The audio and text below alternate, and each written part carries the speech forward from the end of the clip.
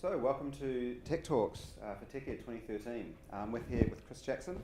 Hello. The App Compat guy from Microsoft, and I'm Anthony Willis. I'm a service delivery manager here locally. Chris Jackson used to be the App Compat, still is the App Compat guy, but used to focus quite a lot on application compatibility. With the move, I guess, from sort of the XP to 7, you've obviously had a lot of time invested in that.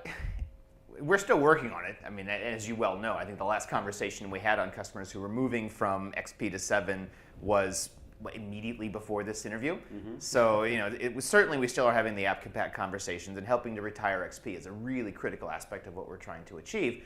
But what I'm starting to see now is a bit of a change in the conversation, and we're reflecting that here in the sessions we're doing at TechEd, is to start talking a little bit more about application modernization. So App Compat I kind of think of as the duct tape, right? Here's something I can throw on here to just get this so I can stumble over the line. And that, I think, is a really good thing, right? I can get over the line, get rid of the old platform, which means I stop building stuff that only works on the old stuff. That's terrific. I have the opportunity to start building stuff that does work on the new stuff. Terrific. But once I'm over the line, then the impetus is on me to actually start building that stuff. Mm-hmm. And I guess since we've been building some of the older code since sort of 1999 when 2000 came out, some of the .NET VB6, VB6 before .NET. The VB6 was 98. Yep, 98. So yep. From the last sort of 12, 13 years, we've been building this legacy code base, and it must be a massive investment to try and move that to sort of the more modern looking and feeling apps. It is a huge investment. I mean, we look at the average enterprise, and typical enterprise, even when they're well managed, and first of all, not everyone's well managed, but we start dealing with 30,000, 40,000 computers in an organization. Typical portfolio for an organization of that size is somewhere in the order of 1,500 to 2,500 apps. Mm-hmm. You start getting a little bit smaller, you get fewer apps, but there's still quite a few because there's been such a big diversity in apps across the ecosystem. When we look at how do I go through and do that, of course you could just go and redo it all, but even if I'm able to do an app every 3 months, bang, replace, bang, replace, bang, replace. 3 months a pop, 1,500 apps, 2,500 apps, you're looking at on the order of 500 years before you're done. That doesn't work out so well. Mm-hmm. So you've got this mixture of how do I continue to benefit from my previous investments while taking the entire portfolio and starting to build modern experiences. Mm-hmm. Moving away from that VB6 world, which by the time we're done will have been around for, 25 years?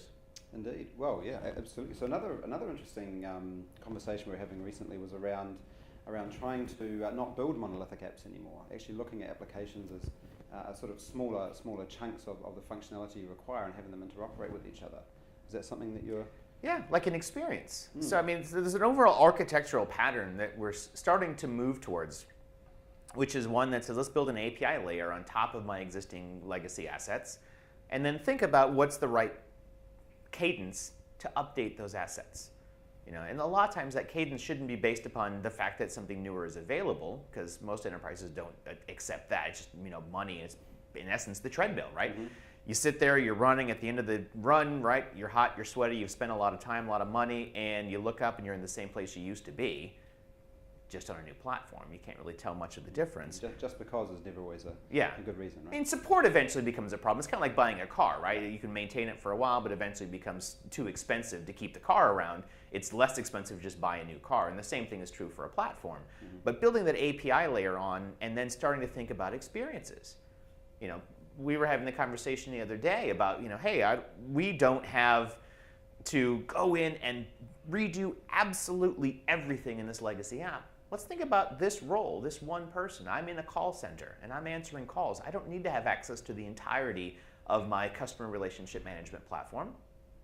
I just need to get into the bit that person is doing and deliver a really comprehensive experience focused on what their performance metric is, which is customer responsiveness, speed, and accuracy. Mm-hmm. Mm-hmm. Definitely.